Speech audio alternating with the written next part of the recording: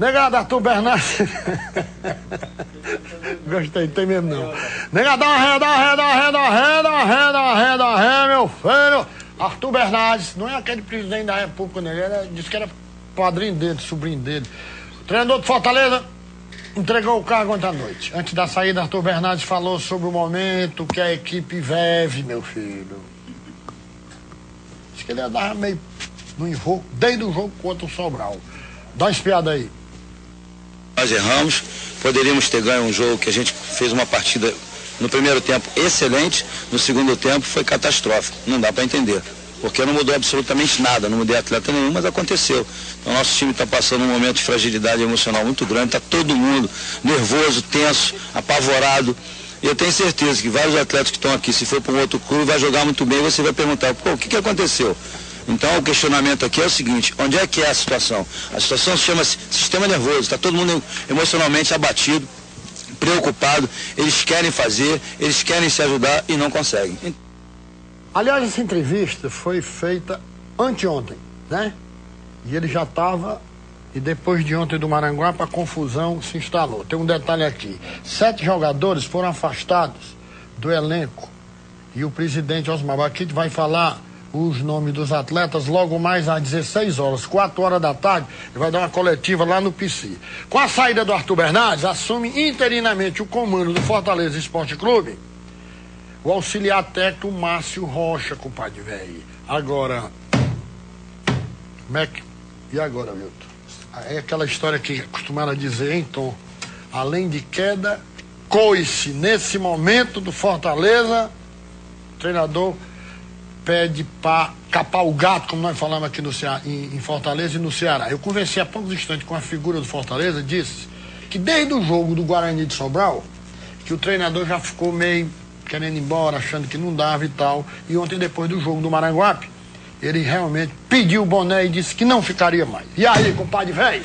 Bom dia, Belmiro, bom dia, Tom. Bom dia, compadre. Bom dia. Eu tenho a impressão que o Arthur Bernardes pegaram o Fortaleza e disseram, tá aí, o filho é teu. E ele resolveu dizer que o filho não era dele. Ele não contratou, ele não estruturou, ele não foi consultado antes do Ferdinando Teixeira. E aí deve ter perdido a paciência. Viu o negócio na casa do sem jeito e disse, eu vou cair fora. Não quero carregar, vamos dizer, essa mancha no meu currículo de ver o Fortaleza vencer, provavelmente.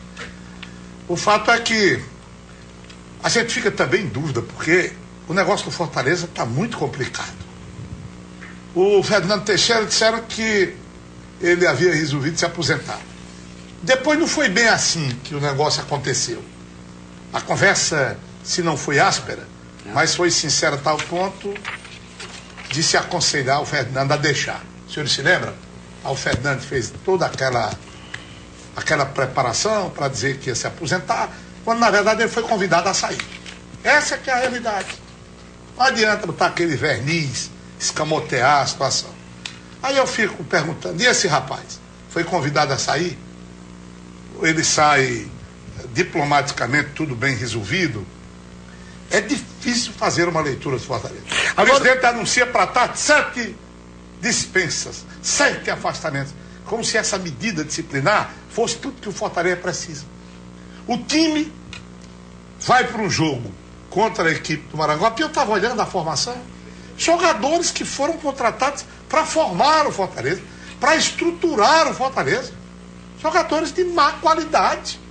Antes de mais nada, o Fortaleza pecou até aqui, porque futebol às vezes há metamorfoses incríveis, mas até aqui eu acho que o problema maior foi o problema da escolha, da má escolha. O homem é as suas escolhas.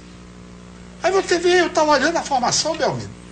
O Hélio Amorim está no ataque, né? Não é um time reserva, como foi dito, não. Né? Mas, olha, um time composto, na maioria, por contratados recentemente. Esse time não consegue ganhar nem pela Copa Fares Lopes. Então é um sinal lamentável, triste, e prova efetivamente que as coisas não foram bem conduzidas. Quando um conselheiro disse ontem ou antes de ontem, e aí você não entende mais nada, Fortaleza não se preparou para Série C, coisa nenhuma. Aí eu não entendo mais nada. Tom Barros, a gota d'água de Arthur Bernardes foi o Fortaleza ser derrotado ontem para o Maranguape pela Copa Fares Lopes. Dá uma espiada aí, Tom, depois eu quero que você dê o seu octoplaticamente veredito. Beleza. Roda, milhão! Pouca gente no estádio, torcida adversária sem confiança, até derrota por 1-0 servia. O time B do Fortaleza tinha um cenário perfeito para uma classificação tranquila na Copa Fares Lopes. Mas ao final da partida... Bem, deixa eu contar direito essa história. No estádio Moraizão, Maranguape e Fortaleza disputavam a vaga na segunda fase da Copa Fares Lopes. Priorizando a Série C do Brasileiro, o Fortaleza foi com um time B para o jogo. E começou melhor, tanto que só passaram 11 minutos e o primeiro gol saiu. Gustavo Papa.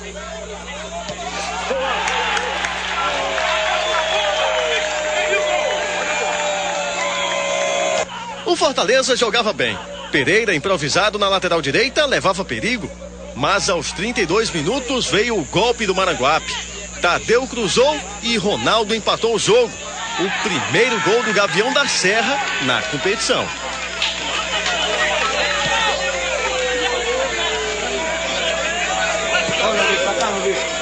O gol foi um sinal de que o Maranguape estava no jogo. Só que não percebeu isso foi o Fortaleza. Logo no início do segundo tempo, o ataque se atrapalhou e desperdiçou essa oportunidade. O Maranguape não perdoou e aos 5 minutos virou o jogo com Baresi.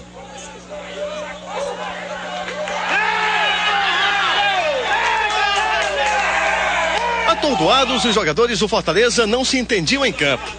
O Leão levou perigo apenas com esse chute de Israel e só. Já o Maranguape, tendo que vencer por 2 gols de diferença para se classificar, era todo ataque. Nessa, Gustavo Papa teve que ir na área para ajudar. Só que com o jogo chegando ao fim e nada de mais um golzinho sair, parecia até que a classificação do Fortaleza era questão de tempo. Mas o jogo só termina quando o juiz apita o final da partida. Você já deve ter ouvido várias vezes essa velha máxima do futebol. Velha, mas nunca deixe de acreditar nela. Que o diga o Fortaleza. 43 minutos do segundo tempo. Finzinho do jogo. E Glauber faz para o Maranguape. Gol da vitória e da classificação.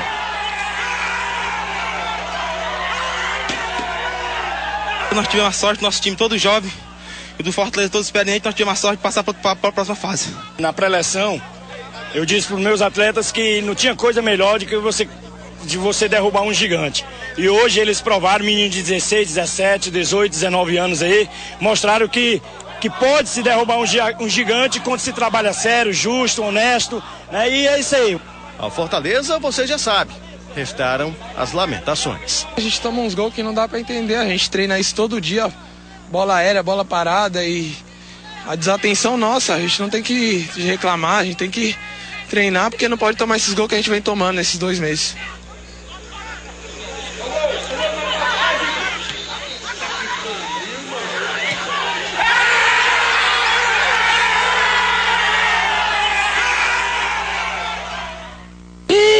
Bom demais, né?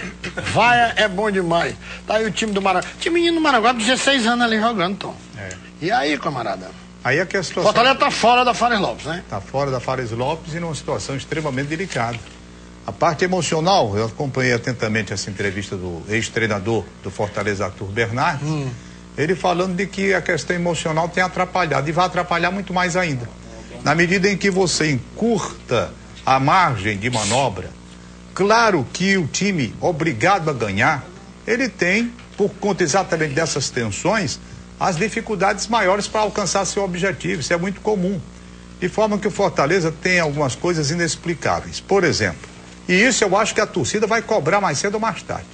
Quem foi que indicou, quem é o responsável pela contratação de tanta gente que não deu certo? Quem? É preciso que alguém assuma. Será que o cara só assume quando dá certo?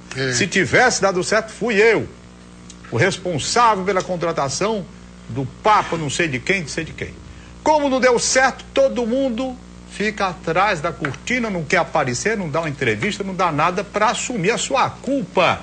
O homem de coragem, rapaz, ele tem coragem para assumir seus erros. Não é o que está acontecendo no Fortaleza. Na alegria e na tristeza, né? Veja bem, no caso tricolor, coisas estranhas, profundamente estranhas acontecendo no PC. A aposentadoria de Ferdinando Teixeira. Até hoje eu não entendi aquela aposentadoria do Ferdinando. Não sei se ele se aposentou ou se foi aposentado. É preciso que fique bem claro. Porque achei muito esquisito aquele negócio. Extremamente esquisito. Ferdinando com toda uma trajetória do futebol brasileiro, de glórias no Rio Grande do Norte e aqui também, de repente, não vou me aposentar amanhã. Dirijo o time, vou me aposentar. Rapaz, isso é muito complicado. Houve pressão, afinal de contas ele foi levado, né? Getúlio Vargas foi pressionado. Tem hoje, o dia de hoje, né? Não foi da história do Getúlio, né? 25. Quantos anos? Agosto. Quantos anos? Já foi em 54? 54. Então, cada um que toma a sua atitude, rapaz, alguém tá lá pressionando. Segundo ato, esse agora do novo treinador. De repente larga tudo, não dá mais, tal, o pessoal tá nervoso, não tem como, vai Brasil. Outra, daqui a pouco, 4 horas da tarde, 7 vão ser mandados embora. Rapaz, tudo assim, no encadeamento de fatos, sem a devida explicação, num processo que denota desequilíbrio interno, desequilíbrio emocional dos jogadores e falta de comando no setor diretivo maior, porque ninguém sabe mais quem é que está conduzindo o Fortaleza dentro dessa atual situação. O presidente do Conselho Deliberativo já deu uma entrevista, nós vimos aí nos sites e tudo, considerando que deram força demais ao Jurandir Júnior. O ex-presidente renunciou, Paulo Arthur, agora é o Arthur Bernardes, entendeu? Que confusão dentro desse Fortaleza, rapaz. Então eu acho que, concluindo, o que está acontecendo em campo nada mais é do que consequência, do que reflexo natural desse descompasso existente no alto comando tricolor. Quando o time do Fortaleza fez as contratações, o grande número de contratados, isso não significa dizer que a coisa está correta, não. Até quando se aglomera craques numa equipe só, muitas vezes as coisas não acontecem. Há exemplo do futebol do mundo. O próprio Real Madrid fez um time de galáctico, né? E não ganhou os títulos que pretendia. Acontece. Ainda mais com relação ao Fortaleza. Quem escolheu? Eu já falei sobre esse assunto aqui. Porque quando o Ferdinando Teixeira começou a botar jogadores que chegaram, nós dissemos aqui, ele tem todo o direito de fazer isso. Aí, o que é que nós perguntamos? Será que tem gente melhor do que Guto? Será que tem gente melhor do que Leandro? Será que tem gente melhor do que Rogério? Será que tem atacante melhor do que Reginaldo? Será que tem zagueiro melhor do que Gilmar? Afora outros que a gente não sabe. O Regis que estava fora. Esse Rogério hoje é o melhor jogador do meu campo Fortaleza tem. Por que é que na primeira leva ele ficou fora? Por que é que o Leandro foi escanteado em nome de jogadores burocratas e, sobretudo, limitadíssimos na hora de dar um passe?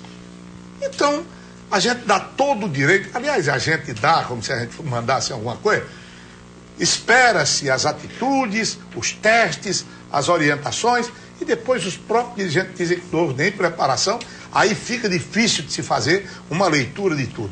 Negada também pela Copa Fares Lopes, o Ferrão se reencontrou com o presidente Vargas com vitória. O time Coral, venceu o Guarani de Sobral ontem à noite, confirmando uma lenda sobre o Tubarão e o PV. Dá uma espiada aí. Ô, Ferroviário, aí, macho, roda! Uma revelação. Os búzios não mentem jamais. Para os mais supersticiosos, a má fase do Ferroviário nos últimos tempos tem explicação. Os búzios foram reveladores. Botaram uma macumba lá no Elzir Cabral. Para fugir das energias negativas do Elzir Cabral, nada melhor para o terceiro maior campeão do nosso estado retornar ao PV. Lembranças não faltam. Tem uma lembrança do tricampeonato do Ferroviário, tem uma lembrança antiga, quando jogava Edmar e Coca-Cola. Tem muitas lembranças boas. Há 3 anos e meio, o Ferroviário não reencontrava o PV. O adversário nesse retorno, o Guarani de Sobral, acostumado a jogar aqui desde a final do campeonato cearense. 2 times classificados na Fares Lopes, isso não significa que eles não quisessem vitória. Nessa hora, o torcedor se apega a todo tipo de crença, inclusive em previsões, e na esperança de que elas se concretizem dentro de campo. Lá dentro, o Tubarão voltou com tudo, pressionou com Gustavo e Portugal. O cacique do Vale também estava esperto com Elton Meruoca. Só que o primeiro tempo não passou passou de tentativas frustradas. Rede balançando mesmo apenas aos 4 minutos do segundo tempo. Thiago Granja deixou o Guarasol na frente.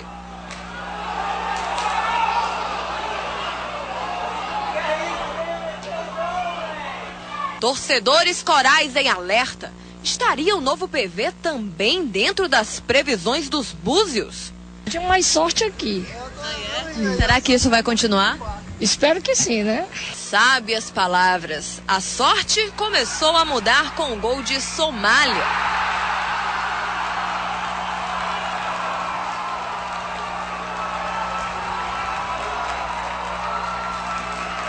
E foi Silvano, o autor do gol que deu a primeira vitória do Tubarão no novo PV.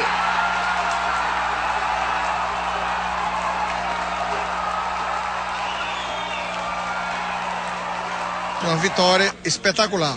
Tivemos realmente a felicidade de pegar alguns jogadores que eu conhecia, desses 6 que estreou. O tempo muito pequeno, trabalhamos simplesmente algumas coisas específicas para o futebol moderno de hoje. E o resto foi por conta da superação e a mão de Deus foi muito boa contra a gente, porque no momento que a gente precisava fazer o gol, fizemos o gol onde o Guarani não teve quase chance mais de recuperação. Se o Elzir Cabral está cheio de energias negativas, o PV continua dando sorte. Parece que a maré está virando a favor do Tubarão. Show, maldição!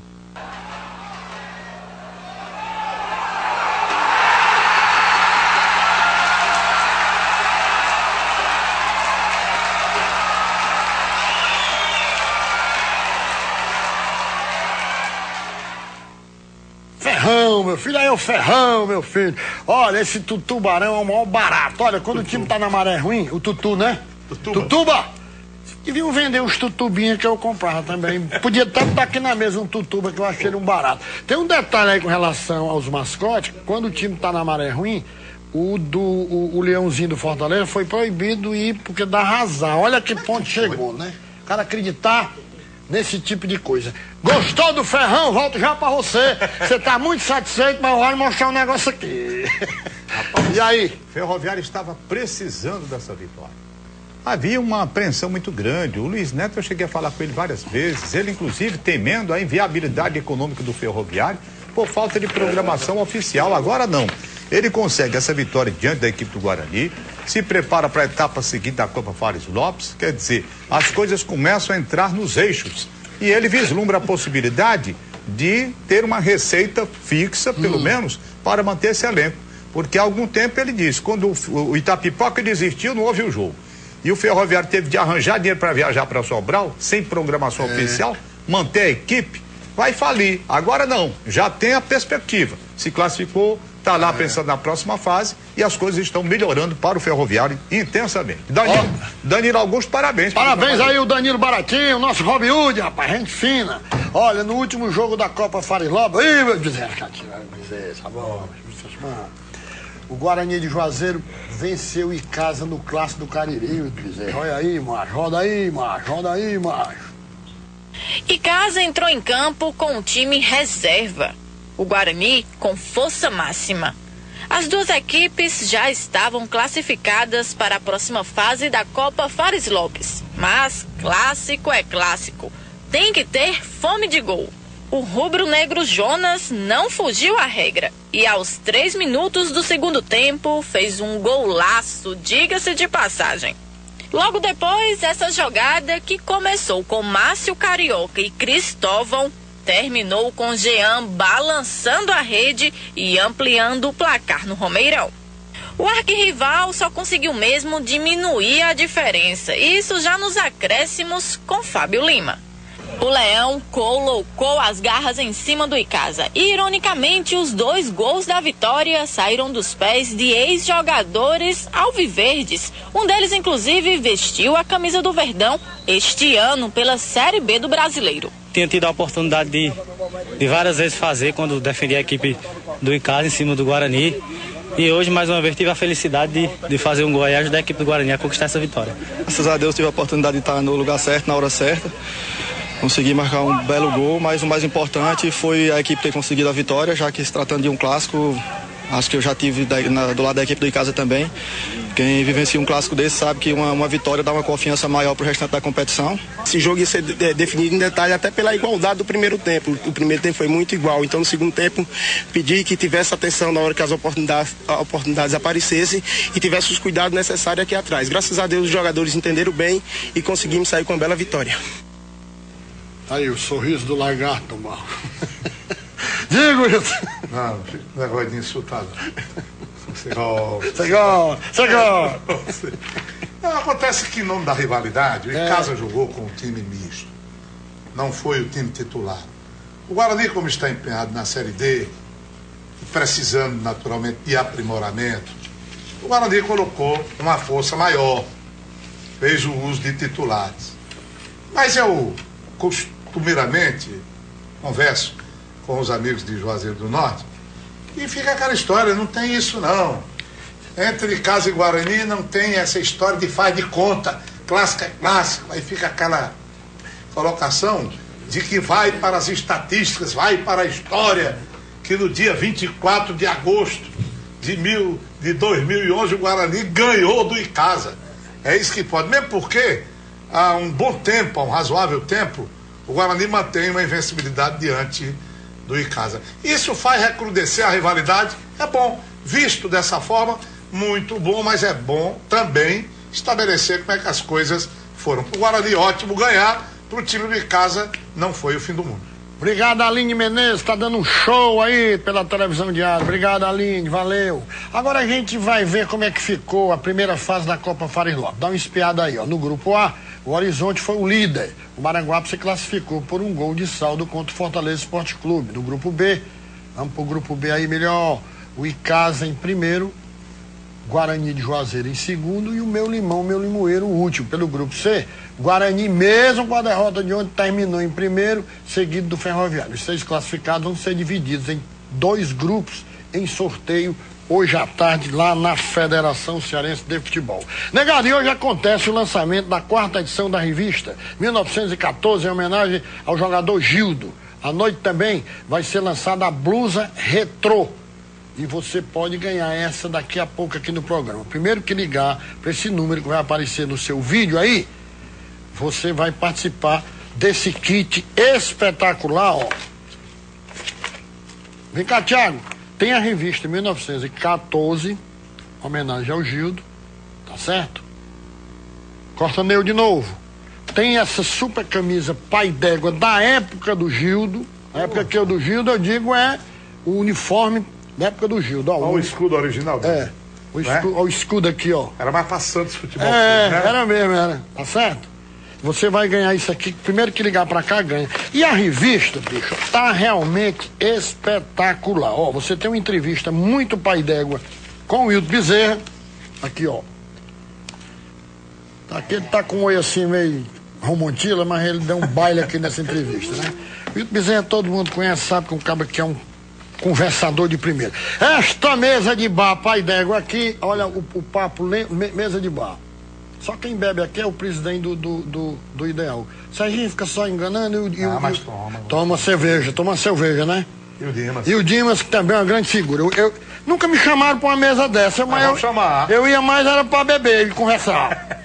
Tá realmente espetacular essa revista número 4 do Ceará Esporte Clube. E ele, rapaz, que foi, como o Tom mesmo diz, o maior ídolo do Ceará Esporte Clube desde 1914, né? É uma grande figura, o grande Gildo. Daqui a pouco nós vamos falar mais sobre essa revista. Já ligou pra ganhar? Mande aí, amor.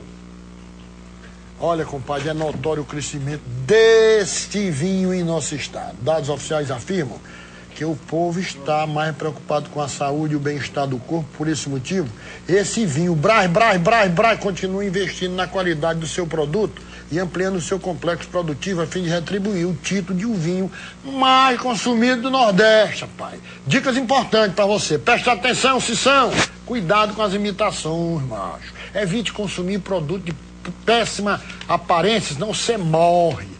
Na escolha, leve a tradição em conta. Beba vinho São Brás, verdadeiro vinho do Santo Forte. Ou vinho Rei Pai d'Égua. Tem vetere? De quem é hoje? É dos bichos feios? Com os senhores, a realidade. Veja bem, dados oficiais afirmam que o povo está mais preocupado com a saúde e com o bem-estar do corpo. Tombador! Que por esse motivo, o Vinho São Brás continua investindo na qualidade do seu produto a fim de retribuir o título de vinho mais consumido no Nordeste. É por isso que a concorrência tá tomando na tarraqueta, porque vinho é São Brás, o vinho do Santo Forte. Eu prefiro os bonecos. Vou mentir. Não é não, padre? Recado, compadre Wilton. Pois é, eu quero abraçar o nosso amigo Sinésio de Souza, lá na cidade do Crato. Ele é irmão do padre Ivan, aqui da igreja de Fátima. E o seu José Joaquim, pai dele, faleceu domingo passado. Quero enviar as minhas condolências. A missa de 7º dia vai ser no seminário do Crato neste sábado. E abraçar também o Felipe, que é meu sobrinho, a Daniela, que também é minha sobrinha. Adoram a sua forma de apresentar o programa. A Danusa chegou hoje pela manhã dizendo: ninguém perde, e aquele Delfim não. Eu digo que você não viu, foi nada ainda. Vai lá, assistir pessoalmente. Eu quero mandar um abraço aqui, através do Antônio Gondim, a turma do Mercadinho Plácido, o Júnior, Paulo, Flávio, Edivan, Tarcísio, Didi e o seu Raimundo. E a turma do Bado Lúcio, Monteiro, Oriá, Nonato, Lúcio, Chagão, Neilton, Barão, Nilton e Zezinho. E o Wilton Timóteo Bezerra, lá no bairro do Mirandão. Gente boa. Timóteo, um abraço para você. Presta atenção no serviço, que ontem eu já estava lhe procurando aqui através do programa. Um abraço para você. Tonzão, bora, comandante. Bora lá, comandante. No condomínio Sevilha, vendo a gente lá, o Anísio Davi, Rita Cândido, o Carlos Eliane, o Padre Xavier, que veio da Alemanha, tá vendo a gente, e a Lúcia, todos lá, muito obrigado pelo carinho, pela atenção.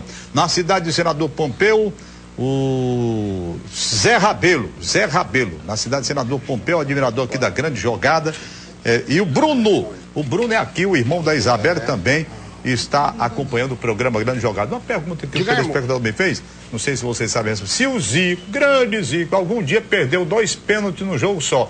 Eu não lembro disso. Não me lembro, não. Viu? O Zico perdeu um pênalti algumas vezes, em algumas partidas, mas 2 no jogo só. Na Copa do Mundo. Eu lembro do Roberto Dinamite, aí sim, porque eu sou torcedor do Vasco e vi o Roberto perdendo 2 pênaltis num jogo só contra o América no Campeonato Carioca. O Zico eu não me lembro disso, não.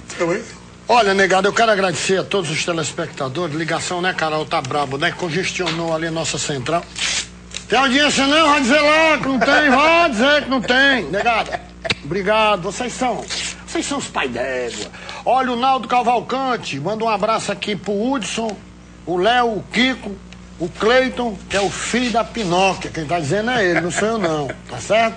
Vou fazer um intervalo e volto já. Mas antes, Conselho Regional de Educação Física, tá um convite aqui, jantar comemorativo ao Dia do Profissional de Educação Física, vai ser no dia 1º de setembro, 20 horas, no Shopping Salina, na Avenida Oscar Soares, viu? Muito obrigado pelo convite, rapaziada da Educação Física.